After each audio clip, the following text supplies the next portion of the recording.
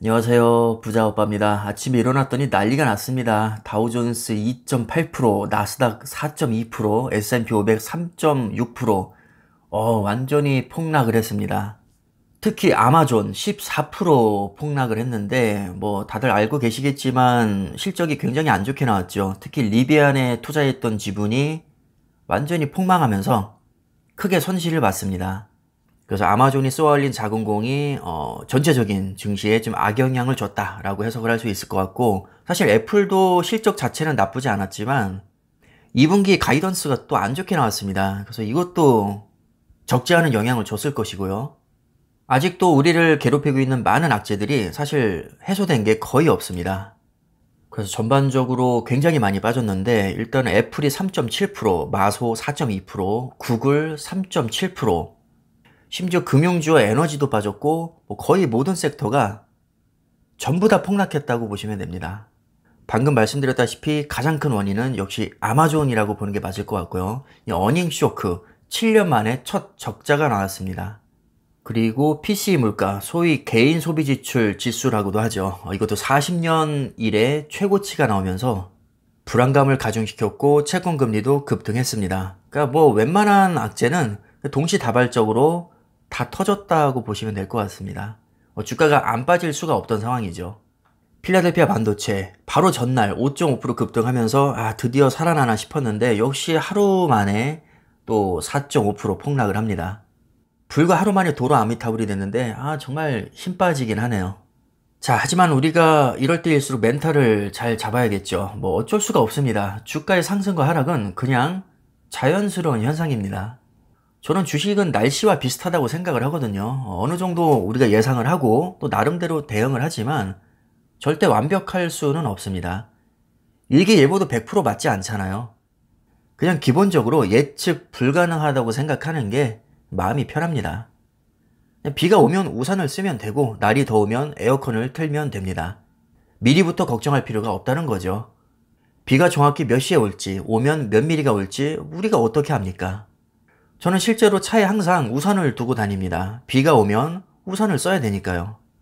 마찬가지로 주식을 할 때는 저는 폭락에 대비해서 항상 현금을 준비해 둡니다. 물론 현금 보유량은 그때그때 다르긴 합니다.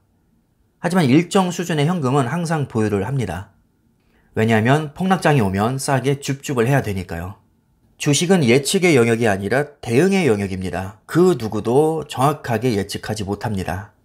그리고 한 가지 더 말씀드리고 싶은 건 폭락했을 때 정말 큰일 날 정도로 투자금을 애초에 투입하면 안 됩니다. 가능하면 여유자금으로만 대출을 받더라도 감당 가능한 수준에서 대출을 받아야 됩니다. 사실 적당이라는 말이 제일 어려운데 제가 생각하는 적당히 기준은 주식이 완전히 폭락했을 때 내가 먹고 사는데 지장이 있느냐 없느냐가 기준입니다. 최악의 경우 생계에 지장이 있다거나 내가 평생 빚만 갚다가 죽을 수도 있는 그런 상황이 올 수도 있다면 그건 애초부터 주식이 아니라 도박을 한 겁니다. 절대 그런 상황이 되면 안 되겠죠. 만약의 사태를 대비해서 최후의 보루는 항상 남겨둬야 됩니다. 정말 만에 하나 95% 폭락해도 먹고 사는데 지장이 없어야 됩니다. 어떤 관점에서 보면 95% 폭락했을 때야말로 인생 역전의 기회입니다. 헐값에 좋은 주식을 담아놓으면 나중에 분명히 큰돈이 되겠죠. 지구가 멸망하지 않는 한. 만약에 내가 최후의 보루를 남겨뒀다면 이때 기회를 잡을 수 있습니다. 비관론자들은 하락장은 이제 시작이라고 합니다. 어쩌면 그 말이 맞을 수도 있습니다. 가능성이 적어도 제로는 아닙니다. 그러니 너무 무리하지 말고 감당 가능한 수준에서 투자를 해야 됩니다. 어쩌면 진짜 우리에게 인생 역전의 기회가 올지도 모릅니다. 비관론자 말대로 하락장이 정말 아직 멀었다면 좋은 주식을 싸게 살 수 있는 기회가 우리에게 오고 있다는 뜻입니다.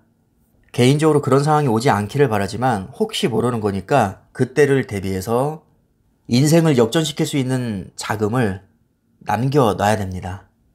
예를 들면 주택담보대출, 신용대출, 마이너스 통장 이런 것들이 되겠죠. 아니면 차가 될 수도 있고 금이 될 수도 있고 내가 아끼는 보물이 될 수도 있을 겁니다. 그게 뭔진 모르겠지만 너무 성급하게 물타기를 들어가는 것보다는 최후의 보루로 남겨두는 게 저는 좋다고 생각을 합니다. 그냥 그 존재 자체만으로도 폭락장에서 버팀목이 될 수 있기 때문입니다. 사실 주식은 심리전이거든요. 그냥 비장의 무기를 내가 숨겨놨다는 것 자체만으로도 굉장히 큰 힘이 됩니다. 예를 들어서 저한테 1차 비장의 무기는 차고 2차 완전 최종 병기는 바로 집입니다. 만약에 여기서 훨씬 더 많이 빠진다. 그러면 어떻게 차까지는 제가 팔 생각을 하고 있는데 집은 절대로 안 건드릴 겁니다. 집이라도 온전해야 제가 주식으로 완전히 폭망했을 때 생계에 지장이 없기 때문입니다. 언제든지 새 출발을 할 수 있겠죠. 그래서 집은 절대로 건드리지 않을 겁니다. 그러니까 어떻게 보면 믿는 구석이 있기 때문에 폭락장이 그렇게까지 두렵지 않은 거죠. 아무리 내가 확신을 가지고 투자를 해도 기본적으로 주식은 원금이 보장되지 않고 또 언제 망해도 사실 이상할 게 전혀 없기 때문에 우리 모두 감당 가능한 수준에서 투자하는 게 가장 중요하다고 생각을 합니다. 한 번쯤은 생각해 보셨으면 좋겠고 오늘 영상은 이쯤에서 마무리하겠습니다. 감사합니다.